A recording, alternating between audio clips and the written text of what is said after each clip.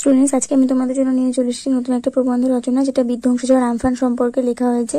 তোমরা সকলেই জানো যে আমাদের গত 2 বছর আগে আমাদের যে আমফান ঝড় হয়েছিল আমাদের পশ্চিমবঙ্গের উপর দিয়ে, যে বিধ্বংসী ঝড়টা ঘটে গেছিল, সেই ঝড়টার সেই আমফান ঝড় সম্পর্কে যে প্রবন্ধ রচনাটা হতে পারে সেটা আমাদের মাধ্যমিক পরীক্ষার জন্য কতটা ইম্পর্টেন্ট। তাই তোমরা যারা এবছর নতুন মাধ্যমিক পরীক্ষার্থী আছো তাদেরকে আমি বুঝিয়ে দেবো যে বিধ্বংসী ঝড় আমফান সম্পর্কে কিভাবে প্রবন্ধ রচনা লিখলে তোমরা পরীক্ষায় ফুল নাম্বার পেতে পারো।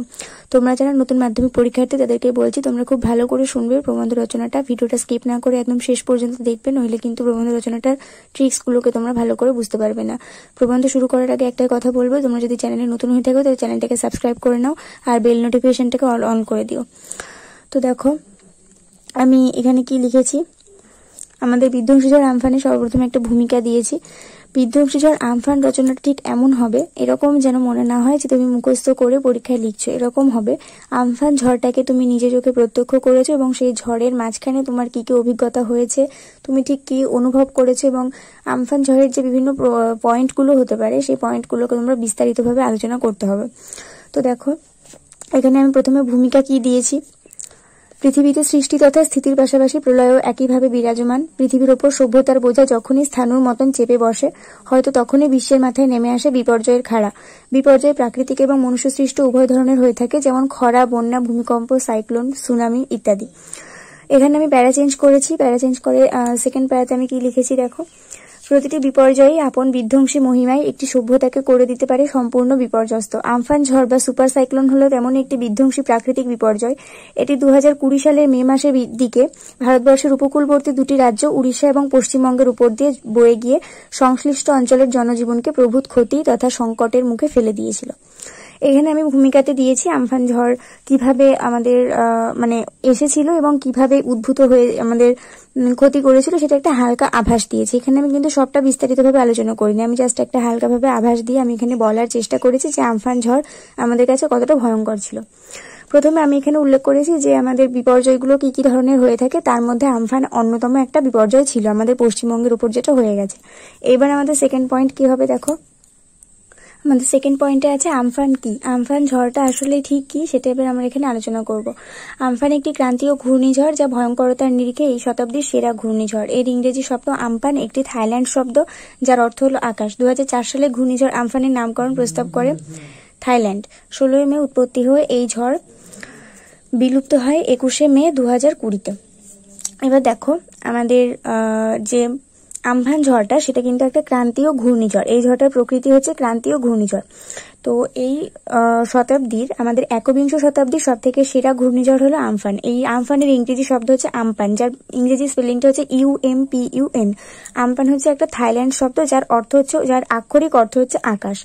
তো 2004 সালে যখন ঘূর্ণিঝড় নামকরণ করা হয় ঘূর্ণিঝড়ের, তখন কিন্তু এই ক্রান্তীয় ঘূর্ণিঝড়ের নামকরণটা থাইল্যান্ড দেশ নামকরণ করে এটাকে আমফান নামে।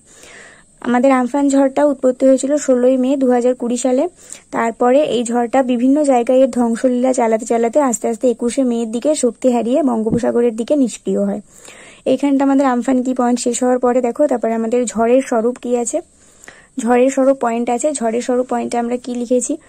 এই ঘূর্ণিঝড় সুপার সাইক্লোনে পরিণত হওয়ার কারণ হলো মায়ানমার সংলগ্ন একটি বিপরীত ঘূর্ণাবর্ত। তার ঘেরা টোপে ঘূর্ণিঝড় হওয়ার পর ধীর গতিতে এগিয়ে এসেছে আমফান। আমাদের মায়ানমার যে প্রতিবেশী দেশ আছে সেই মায়ানমার সংলগ্ন একটা বিপরীত ঘূর্ণাবর্ত সৃষ্টি হয়েছিল। সেই ঘূর্ণাবর্ত সৃষ্টি হওয়ার পরেই কিন্তু আমাদের এই আমফান ঘূর্ণিঝড় সৃষ্টি হয়, সমুদ্র থেকে উৎপত্তি ঘটে। তারপর সেটা আস্তে আস্তে ধীর গতিতে এগিয়ে আসতে থাকে।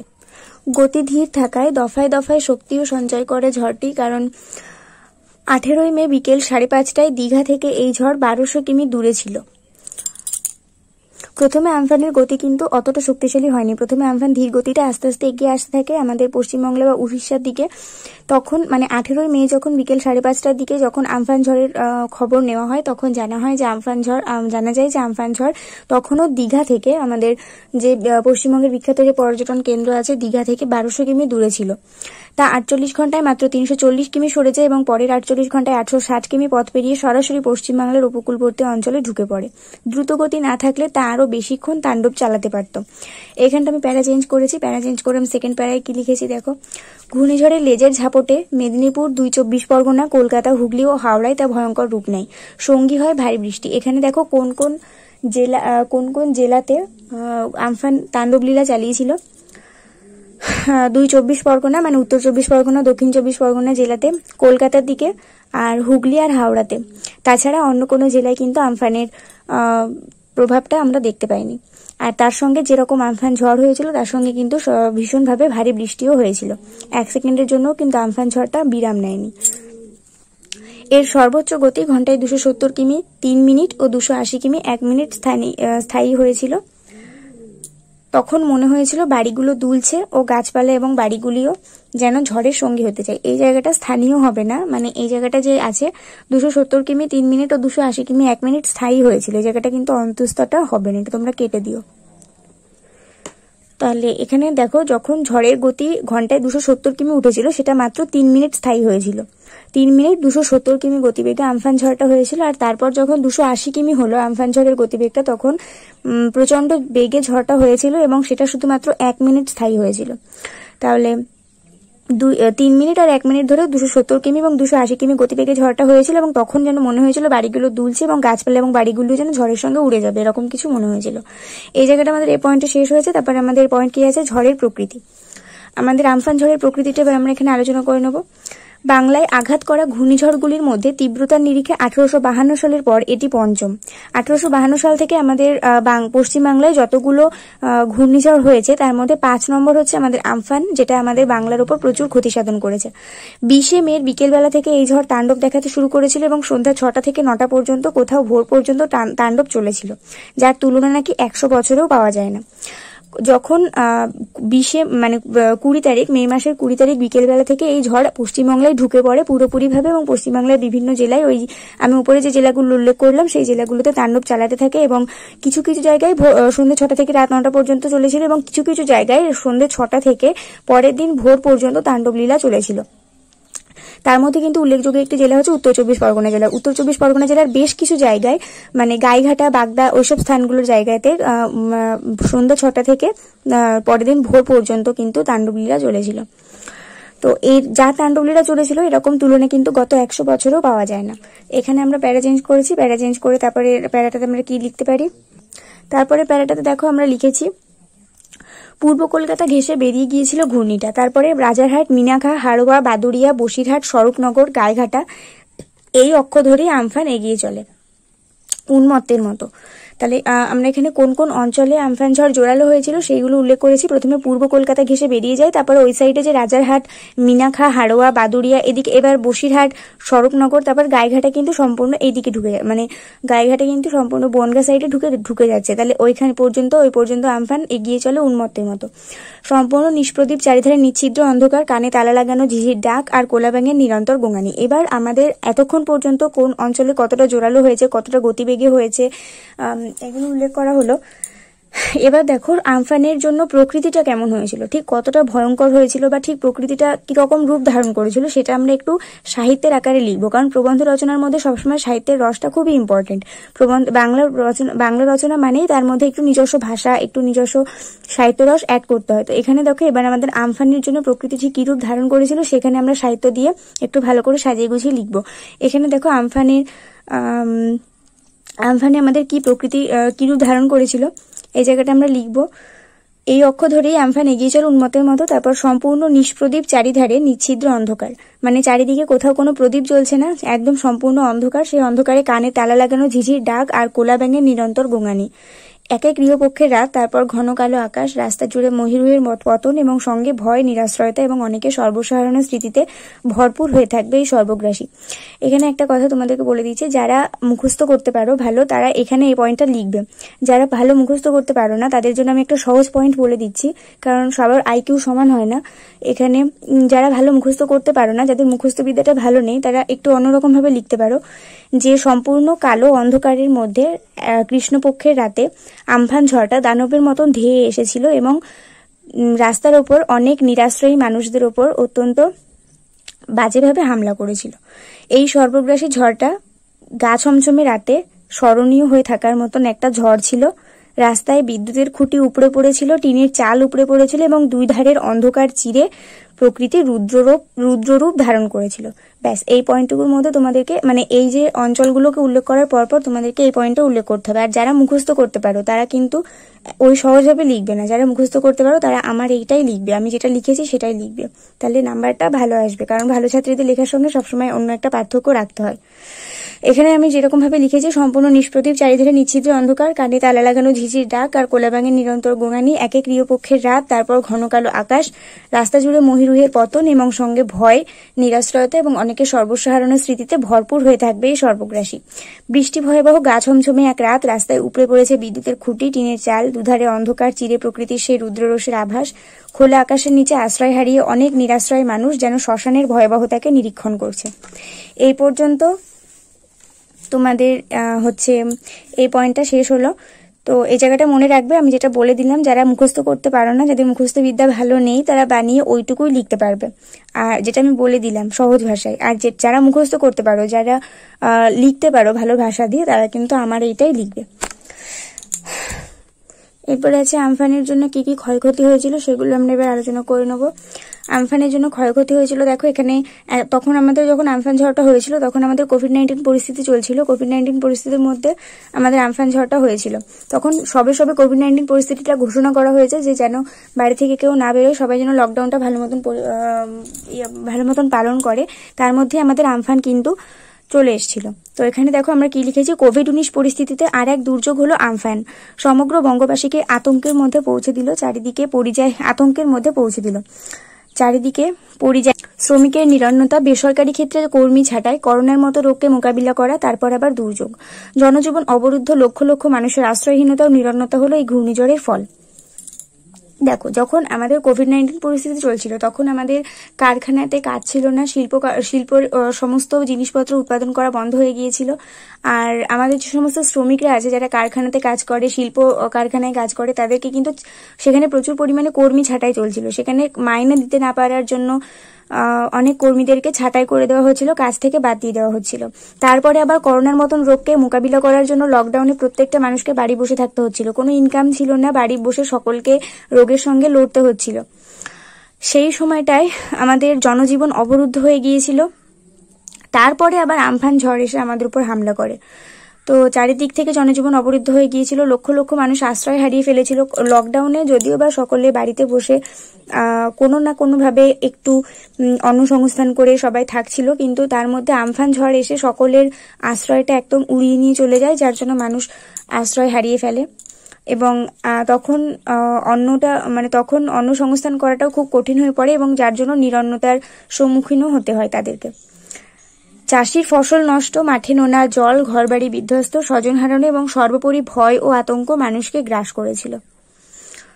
তখন আমাদের মাঠে যে সমস্ত ফসল ছিল সেগুলো সব আমফান ঝড়ে নষ্ট হয়ে যায়। অনেকের আম বাগান ছিল, লিচু বাগান ছিল, সেগুলো কিন্তু ঝড়ে পড়ে নষ্ট হয়ে যায়। তারপরে ঘরবাড়ি সমস্ত বিধ্বস্ত হয়ে যায়। আর অনেক প্রিয় মানুষও কিন্তু মারা যায় এই ঝড়ের মধ্যে। আমাদের অনেক আত্মীয় স্বজন আছে যারা ঝড়ে অনেক সময় গাছ চাপা পড়ে, বিদ্যুতের কারেন্টের তার মাথায় পড়ে অনেকেই মারা যান। তো এইভাবে ঝড়ের মধ্যে, দুর্যোগের মধ্যে কিন্তু অনেকেই প্রাণ হারিয়েছেন। এরপরে এখানে আমরা প্যারা চেঞ্জ করে দেখো তারপরে কি লেখা হয়েছে, বিদ্যুৎ পরিষেবা, ইন্টারনেট, টেলিযোগাযোগ, মোবাইল পরিষেবা, রাস্তাঘাট সবই বিপর্যস্ত। আমাদের আমফানের সময় কিন্তু 22-23 দিন কোথাও কোথাও কারেন্ট ছিল না। তো সেজন্য বিদ্যুৎ পরিষেবা বন্ধ ছিল সম্পূর্ণভাবে, ইন্টারনেটের কোনো কাজ হচ্ছিল না, ব্যাংক থেকে কোনো টাকা পয়সা তোলা যাচ্ছিল না, লিঙ্ক ছিল না বলে। মোবাইলের, ইন্টারনেটের, ফেসবুক, হোয়াটসঅ্যাপ সবকিছু ঠিকঠাক মতন চলছিল না।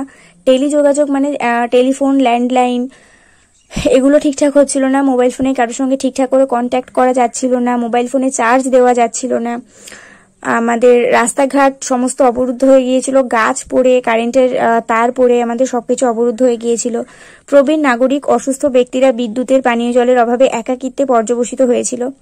সুযোগ বুঝে জেনারেটরওয়ালারা মুনাফা লুটেছেন। এইখানে দেখো আমরা যখন মোবাইলে চার্জ দিতে পারছিলাম না, তখন কিন্তু যাদের বাড়িতে জেনারেটর ছিল তারা কিন্তু আমাদের কাছ থেকে টাকা নিয়ে আমাদের মোবাইলটাকে রিচার্জ করে দিত, তাই না? আমাদের মোবাইলটাকে কিন্তু চার্জ আপ করে দিত। তো তাদের কাছে আমরা আমাদের মোবাইলটাকে রেখে আসতাম, 10 টাকা বা 20 টাকার বিনিময়ে আমরা আমাদের মোবাইলটাকে চার্জ দিতাম। এটা আমাদের আমফানের সময় একটা গুরুত্বপূর্ণ স্মৃতি, যেটা সকলের মনে থাকবে। এবং এটা একটা হাসির ঘটনাও বটে যে আমাদেরকে এককালীন এরকম একটা কাজ করতে হয়েছে যে 10 টাকা 20 টাকার বিনিময়ে জেনারেটর যাদের কাছে আছে তাদের কাছে গিয়ে আমাদের মোবাইলটা রাখতে হয়েছে এবং আমাদের মোবাইলটাকে চার্জ দিতে হয়েছে। তাই এখানে দেখো পয়েন্টের মধ্যে এই কথাটা আমি উল্লেখ করেছি যে আমাদের যারা প্রবীণ নাগরিক আর যারা অসুস্থ ব্যক্তিরা ছিল, অনেক বয়স্ক ব্যক্তিরা ছিল, যারা হাই প্রেশারের রুগী আছে বা যারা বাড়িতে হচ্ছে বিভিন্ন ওষুধের উপর নির্ভর করে বেঁচে থাকে, তারা কিন্তু বিদ্যুতের অভাবে মানে কারেন্ট না থাকলে তাদের অনেকটা অসুবিধা হয়েছে রাতের দিকে। আর পানীয় জলের অভাবে কিন্তু তারা অনেকটাই অসুবিধার মধ্যে পড়েছিল। আর সুযোগ বুঝে জেনারেটরওয়ালারা কিন্তু অনেক টাকা রোজগার করে নিয়েছে, কারণ ওই যে মোবাইলটা চার্জ করার জন্য, কারণ মোবাইল চার্জ না দিলে কারোর সঙ্গে কন্ট্যাক্ট করা যাবে না, তাই তাদের কাছে আমাদেরকে মোবাইলটাকে রেখে আসতে হতো। এই জায়গাটা একটা পয়েন্ট হয়েছে। তারপরে দেখো আমি প্যারা চেঞ্জ করেছি, প্যারা চেঞ্জ করে এখানে লিখেছি বিগত 2.5 দশকে সবুজ প্রায় 16% কমে গিয়েছিল। আমাদের মাঝখানে আমাজনের জঙ্গলে আগুন লেগে গিয়েছিল দাবানলের কারণে, তো সেখানে আমাদের অনেকগুলো গাছ পুড়ে গেছে। আর 2.5 দশকের মধ্যে অনেকটাই মানে আমাদের যে পৃথিবীর যে সবুজ ভাগটা সেটা 16% কমে গিয়েছিল। আবার আমফান ঝড়ে প্রচুর গাছ উপড়ে পড়েছিল, অনেক গাছ নষ্ট হয়েছিল, সেই জন্য 7% সবুজটা কমে গিয়েছে। এবার দেখো গাছগুলো উপড়ে ও ভেঙে গিয়ে শুধু কলকাতা শহরে প্রায় 5,500 গাছ উপড়ে গিয়েছে। কলকাতা শহরে প্রায় 5,500 গাছ উপড়ে গিয়েছিল। আর এবং তার জন্য প্রচুর মাটি ক্ষয় হয়েছে, মাটি প্রচুর ক্ষয়ে গিয়েছিল। পাহাড়ি অঞ্চলে অনেক ধস নেমেছিল, যেগুলোর তুলনা মানে অনেকভাবেই পাওয়া যায় না। মাটি ক্ষয় হওয়ার পরে এখানে আমি কি লিখেছি দেখো, মার্কিন যুক্তরাষ্ট্রের প্যাসিফিক ডিজাস্টার সেন্টারের মতে, মার্কিন যুক্তরাষ্ট্রে একটা সংস্থা আছে, যে সংস্থাটার নাম হচ্ছে প্যাসিফিক ডিজাস্টার। এই সংস্থাটা বিভিন্ন প্রাকৃতিক দুর্যোগের সময় মানুষকে হেল্প করে থাকে।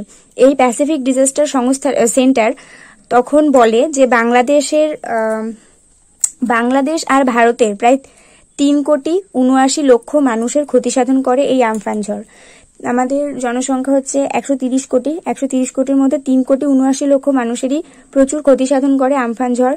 আর 88 জনের মৃত্যু হয়। পশু পাখি, গৃহপালিত জন্তু সমস্ত কিছুই ভেসে যায়। অনেক সুন্দরবনের যে ম্যানগ্রোভ অঞ্চলটা আছে আমাদের, সেখানে অনেক ক্ষয়ক্ষতি হয়।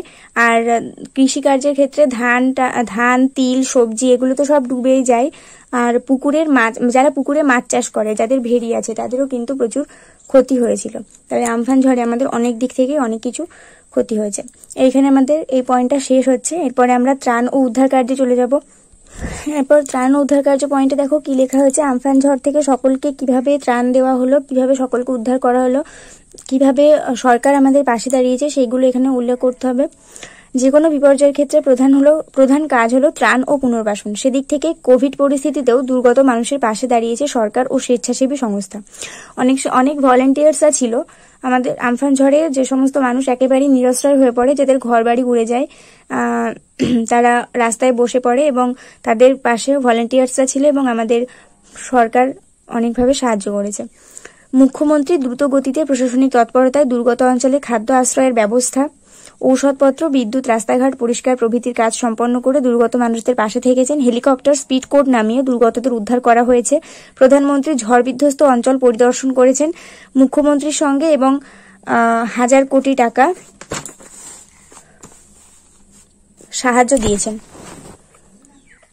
তাহলে ত্রাণ উদ্ধার কার্যে আমরা কি জানলাম, যে মুখ্যমন্ত্রী আর প্রধানমন্ত্রী অনেকভাবেই সাহায্য করেছেন। প্রধানমন্ত্রী মুখ্যমন্ত্রীর সঙ্গে হেলিকপ্টারে করে সমস্ত অঞ্চলটা পরিভ্রমণ করেছেন এবং 1,000 কোটি টাকা দিয়ে সাহায্য করেছেন।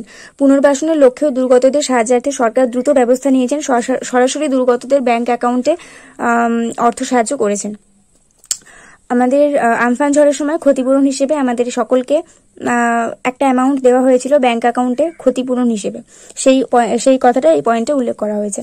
এবার দেখো রাজনীতি, সবকিছুরই মানে যে কোনো একটা ইভেন্ট হোক আমাদের পশ্চিমবঙ্গে, সবকিছুরই একটা খারাপ দিক থাকে, একটা ভালো দিক থাকে। এই পয়েন্টটাকে, এই যে পয়েন্টটা হয়েছে রাজনীতির পয়েন্টটা, এইখানে কিন্তু তোমাদেরকে এমন কিছু উল্লেখ করতে হবে যেটা কোনো রাজনৈতিক নেতাকে হীন করে দেখাবে না, মানে কোনো একটা দলকে বড় করে দেখাবে না, আবার কোনো একটা দলকে ছোট করে দেখাবে না।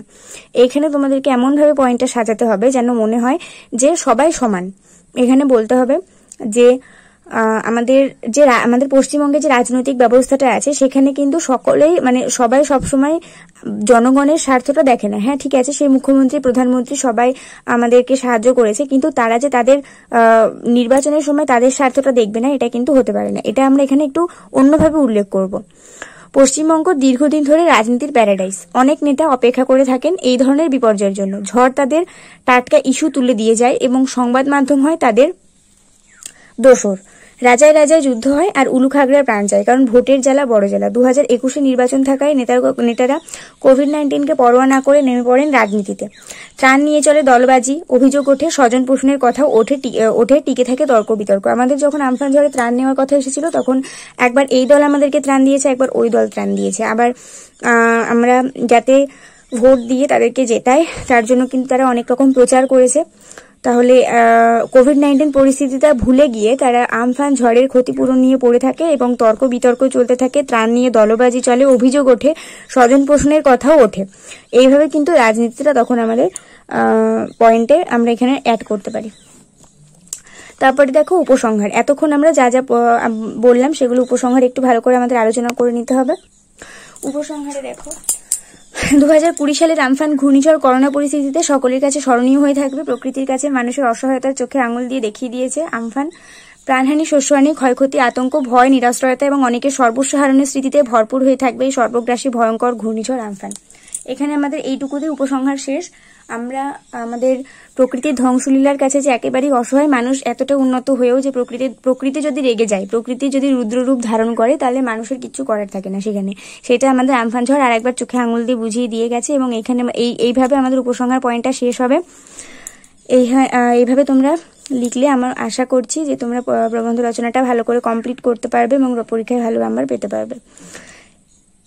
আর যদি এখানে কারো কোনো বুঝতে কোনো অসুবিধা থেকে থাকে সে আমাকে অবশ্যই কমেন্ট করবে, আমি তার কনফিউশন ক্লিয়ার করে দেবো। আর যদি তার মনে হয় যে অন্য কোনো প্রবন্ধ রচনাতে তার সমস্যা হচ্ছে সে আমাকে অবশ্যই কমেন্ট করবে, আমি তার সেই সমস্যাগুলোকে দূর করে সেই বিষয় সম্পর্কে একটা প্রবন্ধ রচনা দিয়ে দেবো।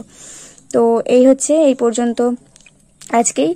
আর তোমরা যারা আমার রচনা বা প্রবন্ধ লেখার কৌশল বা নিয়মকানুন ভিডিওটা দেখোনি তাদের কাছে রিকোয়েস্ট করব আমার ডেসক্রিপশন বক্সে দেওয়া লিঙ্ক থেকে সেই প্রবন্ধ রচনাটা একবার দেখে নাও, কারণ প্রবন্ধ রচনার নিয়মকানুনগুলো যদি তোমরা না জানো তাহলে ভালো করে প্রবন্ধ রচনা লিখতে পারবে না। আর আমি রচনার মধ্যে এমন কিছু ট্রিক্স ইউজ করি যেগুলো অন্য কেউ করে না, তাই সেগুলো তোমরা জানতে পারবে না। তাই আগে সেই ভিডিওটা দেখে নিও। আর অবশ্যই তোমাদের নতুন মাধ্যমিক পরীক্ষার্থীদের জন্য করোনা ভাইরাস প্রবন্ধ রচনাটা খুবই ইম্পর্টেন্ট, সেটাও আমার ডেসক্রিপশন বক্সে লিঙ্ক দেওয়া আছে, সেখান থেকে দেখে নিও। আর নোভেল করোনা ভাইরাস সম্পর্কে একটা ইংলিশ এসে লেখা হয়েছে যেটা তোমাদের ইংলিশ পরীক্ষার জন্য খুবই গুরুত্বপূর্ণ। তোমরা জানো ইংলিশ রাইটিং এ 10 নম্বর থাকে, 10-এ 10 পাওয়ার জন্য সেটা আমার মনে হয় পারফেক্ট, তাই সেটাও একবার ভালো করে দেখে নিও। আর এই রচনাটা তো অবশ্যই ভালো করে দেখে যেও, কারণ নতুন মাধ্যমিক পরীক্ষার্থীদের জন্য আমফান ঝড়টা খুবই ইম্পর্টেন্ট। এই পর্যন্ত আজকেই। তো যদি ভিডিওটা ভালো লেগে থাকে তাহলে অবশ্যই লাইক করে দিও এবং কমেন্ট করো, শেয়ার করো। আর অবশ্যই চ্যানেলটাকে সাবস্ক্রাইব করে বেল আইকনটা প্রেস করে দিও আর অল নোটিফিকেশনটা অন করে দিও। Thank you very much. পরের ভিডিওতে দেখা হবে।